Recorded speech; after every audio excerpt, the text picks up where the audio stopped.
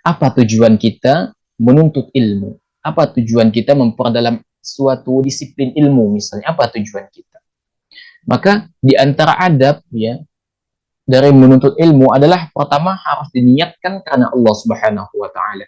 Menuntut ilmu itu harus diniatkan karena Allah Subhanahu wa taala. Artinya diikhlaskan semuanya karena Allah Subhanahu wa taala. Tujuannya adalah ibadah. Menuntut ilmu adalah tujuannya adalah ibadah. Ya. Memang ya, perbuatan itu tergantung pada niatnya.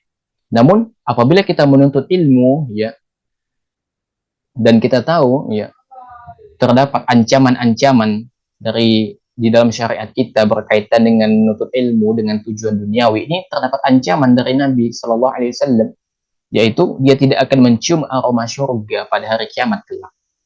Dimana oleh Allah Subhanahu Wa Taala.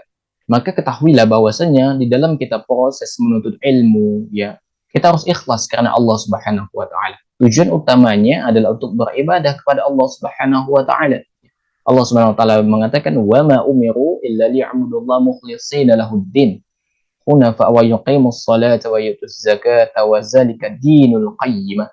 Padahal mereka tidak disuruh kata Allah kecuali agar beribadah hanya kepada Allah dengan memurnikan ketaatan hanya kepadanya dalam menjalankan agama yang lurus dan supaya mereka mendirikan salat, membayar zakat dan yang demikian itu agama yang lurus. Ini Al-Baqarah ayat 5. Jadi Allah Subhanahu wa taala memerintahkan kita disuruh untuk beribadah kepada Allah Subhanahu wa taala.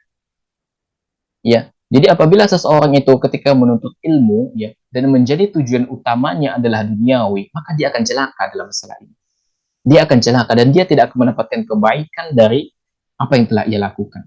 Ya. Oleh karena itu di dalam menuntut ilmu ya, hendaknya yang pertama dan yang paling utama yang harus diniatkan dalam hati adalah kita menuntut ilmu adalah karena apa? Karena Allah Subhanahu wa taala.